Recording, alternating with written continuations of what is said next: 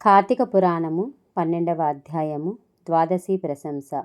మహారాజా, కార్తీక మాసమున కార్తీక సోమవారమున కార్తీక ద్వాదశి వ్రతమును గురించి సాలగ్రామపు మహిమలను గురించి వివరించెదను వినుమని వశిష్ఠ మహాముని ఈ విధంగా తెలియజేసిరి. కార్తీక సోమవారము నాడు ఉదయముననే లేచి కాలకృత్యములు తీర్చుకుని నదికి వెళ్ళి స్నానము చేసి ఆచమనము చేయవలయును. తర్వాత శక్తి కొలది బ్రాహ్మణునకు దానమిచ్చి ఆ రోజంతయు ఉపవాసముండి సాయంకాలము శివాలయమునకు గాని విష్ణు ఆలయమునకు గాని వెళ్ళి దేవుని పూజించి నక్షత్ర దర్శనము చేసుకున్న పిమ్మట తినవలయను. ఈ విధముగా చేసిన వారికి సకల సంపదలు కలుగుటయేగాక మోక్షము కూడా పొందుదురు. కార్తీక మాసములో శని త్రయోదశి వచ్చిన ఎడల ఆ వ్రతము ఆచరించినచో 100 రెట్లు ఫలితము కలుగును. కార్తీక శుద్ధ ఏకాదశి రోజున పూర్ణ ఉపవాసము ఉండి ఆ రాత్రి విష్ణు ఆలయమునకు వెళ్ళి శ్రీహరిని మనసారా ధ్యానించి శ్రీహరి సన్నిధిని పురాణ కాలక్షేపము చేసి మరునాడు బ్రాహ్మణ సమారాధన చేసిన 1,000,000 యజ్ఞముల ఫలితము కలుగును. ఈ విధముగా చేసిన వారులకు సూర్యగ్రహణ సమయమున గంగానదిలో స్నానము చేసి 1,000,000 బ్రాహ్మణులకు భోజన దానము చేసినంత పుణ్యము కలుగును. దానికంటే అధికముగా ఫలము కలుగును. కార్తీక శుద్ధ ద్వాదశి నాడు శ్రీమన్నారాయణుడు శేషపానపు నుండి లేచును కనుక కార్తీక శుద్ధ ద్వాదశి వ్రతమును విష్ణువుకు చాలా ఇష్టము. ఆ రోజున శ్రీమంతులు ఎవరైనను ఆవు కొమ్ములకు బంగారు తొడుగులు తగిలించి ఆవు కాళ్ళకు వెండి డెక్కలు తగిలించి దూడతో సహా బ్రాహ్మణునకు దానమిచ్చిన ఎడల ఆ యావు శరీరమందు ఎన్ని రోమములు కలవో అన్ని సంవత్సరములు ఇంద్రలోకములో స్వర్గసుఖము అందుకొనుదురు. కార్తీక మాసమందు వస్త్రదానము చేసినను గొప్ప ఫలము కలుగును. మరియు కార్తీక శుద్ధ పాడ్యమి రోజున కార్తీక పౌర్ణమి రోజున కంచు పాత్రలో ఆవు నెయ్యి పోసి దీపముంచిన వారు పూర్వజన్మమందు చేసిన సకల పాపములు హరించును. ద్వాదశి నాడు యజ్ఞోపవీతములు దక్షిణతో బ్రాహ్మణునకు దానమిచ్చిన వారు ఇహపర సుఖములను పొందగలరు. ద్వాదశి రోజున బంగారు తులసి చెట్టును గాని సాలగ్రామమును గాని ఒక బ్రాహ్మణునకు దానమిచ్చిన ఎడల 4 సముద్రాల మధ్యనున్న భూమిని దానము చేసినంత ఫలము కలుగును. దీనికి ఉదాహరణగా ఒక కథ గలదు, శ్రద్ధగా ఆలకింపుము. సాలగ్రామ దాన మహిమ. పూర్వం అఖండ గోదావరి నదీ తీరమందుల ఒకానొక పల్లెయందు ఒక వైశ్యుడు నివసించుచుండెను. వాడు మిగులు దురాశాపరుడై నిత్యము ధనమునకు కూడబెట్టుచు తాను అనుభవించక ఇతరులకు పెట్టక బీదలకు దాన ధర్మములు చేయక ఎల్లప్పుడూ పరనిందలతో తానే గొప్ప శ్రీమంతుడుగా విర్రవీగుచు ఏ జీవికి కూడా ఉపకారమైనను చేయక పరుల ద్రవ్యము ఎటులు అపహరింతునా అను తలంపుతో కుత్సిత బుద్ధితో కలుగి కాలము గడుపుచుండును. అతను ఒకనాడు తన గ్రామమునకు సమీపమున ఉన్న పల్లెలో నివసించుచున్న ఒక బ్రాహ్మణునకు తన వద్దనున్న ధనమును పెద్ద వడ్డీకి అప్పు ఇచ్చెను. మరి కొంతకాలమునకు తన సొమ్ము తనకిమ్మని అడుగగా ఆ విప్రుడు, అయ్యా, తమకు ఇయ్యవలసిన ధనము 1 నెల రోజులోపు గడువులో ఇవ్వగలను. మీ రుణము ఉంచుకోను.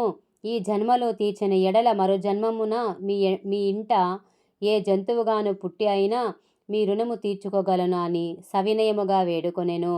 ఆ మాటలకు కోమటి మండిపడి, అట్లు వీలు లేదు, నా సొమ్ము నాకిప్పుడే ఇయ్యవలయును, లేని ఎడల నీ కంఠమును నరికి వేయుదును అని ఆవేశం కొలది వెనుక ముందు ఆలోచించక తన మొలకున్న కత్తితో ఆ బ్రాహ్మణుని కుత్తుకను కోసెను. వెంటనే ఆ బ్రాహ్మణుడు గిలగిలా తన్నుకొని చనిపోయెను. ఆ కోమటి భయపడి అక్కడనే ఉన్నచో రాజభటులు వచ్చి పట్టుకొందురని జడిసి తన గ్రామమునకు పారిపోయెను. బ్రాహ్మణ హత్య మహాపాపం కనుక అప్పటి నుండి ఆ వైశ్యునకు బ్రహ్మహత్య పాపమావహించి కుష్ఠువ్యాధి కలిగి నానా బాధలు పడుచు మరికొన్నాళ్లకు మరణించెను. వెంటనే యమదూతలు వచ్చి అతనిని తీసుకొని పోయి రౌరవాది నరక కూపములను బడద్రోసిరి. ఆ వైశ్యునకు ఒక కుమారుడు కలడు. అతని పేరు ధర్మవీరుడు. ఆ పేరునకు తగినట్లుగానే తండ్రి సంపాదించి ధనములు దాన ధర్మములు చేయుచు పుణ్యకార్యములు ఆచరించుచు నీడ కొరకై చెట్లు నాటించుచు నూతులు చెరువులు త్రవ్వించుచు సకల జనులను సంతోషపెట్టుచు మంచి కీర్తిని సంపాదించెను. ఇటులుండగా కొంతకాలమునకు త్రిలోక సంచారియగు నారదుల వారు యమలోకము దర్శించి భూలోకమునకు వచ్చి త్రోవలో ధర్మవీరుని ఇంటికి వెంచేసిరి. ధర్మవీరుడు నారదుల వారికి సాష్టాంగ దండ ప్రణామము ఆచరించి విష్ణుదేవునిగా భావించి పాద్యాది విధుల చేత సత్కరించి చేతులు జోడించి, మహానుభావ, నా పుణ్యం కొలది నేడు తమ దర్శనం లభించినది, నేను ధన్యుడను. నా జన్మ తరించినది, నా ఇల్లు పావనమైనది. శక్తి కొలది నేను చేయు సత్కార్యములను స్వీకరించి తమరు వచ్చిన కార్యమును విశదీకరింపుడి అని సవినయుడై వేడుకొనెను. అంత నారదుడు చిరునవ్వు నవ్వి, ఓ ధర్మవీర, నేను నీకొక హితవు చెప్పదలిచి వచ్చి తిని. శ్రీ మహావిష్ణువును కార్తీక మాసంలో శుద్ధ ద్వాదశి మహాప్రీతికరమైన దినము. ఆ రోజు స్నాన దాన జపాదులు ఏవి చేసినను అత్యంత ఫలము కలుగును. 4 జాతులలో ఏ జాతి వారైనను, స్త్రీ అయినా, పురుషుడైనా, జారుడైనా, చోరుడైనా, పతివ్రత అయినా, వ్యభచారి అయినా, కార్తీక శుద్ధ ద్వాదశి రోజున సూర్యుడు తులారాశి యందు ఉండగా నిష్టగా ఉపవాసముండి సాలగ్రామ దానములను చేసిన ఎడల వెనుకటి జన్మముల యందు ఈ జన్మమందు చేసిన పాపములు పోవును. నీ తండ్రి యమలోకంలో మహానరకము అనుభవించుచున్నాడు. అతనిని ఉద్ధరించుటకై నీవు సాలగ్రామ దానము చేయక తప్పదు. అట్లు చేసి నీ తండ్రి రుణం తీర్చుకొనుము అని చెప్పెను. అంతటా ధర్మవీరుడు, నారద మునివర్య, నేను గోదానము, భూదానము, హిరణ్యదానము మొదలగు మహాదానములు చేసియుంటిని. అటువంటి దానములు చేయగా నా తండ్రికి మోక్షము కలుగనప్పటి సాలగ్రామము అనే రాతిని దానము చేసినంత మాత్రమున ఆయన ఎట్లు ఉద్ధరింపబడును అని సంశయము కలుగుచున్నది. దీని వలన ఆకలి గొన్నవాని ఆకలి తీరునా, దాహం కొన్నవాని దాహం తీరునా కాక ఎందులకి దానము చేయవలెను? నేనీ సాలగ్రామ దానము మాత్రమున చేయజాలినని నిష్కర్షగా పలికెను. ధర్మవీరుని అవివేకమునకు విచారించి, వైశ్యుడా, సాలగ్రామమును శిలా మాత్రముగా ఆలోచించితివి. అది శిల కాదు, శ్రీహరి యొక్క రూపము.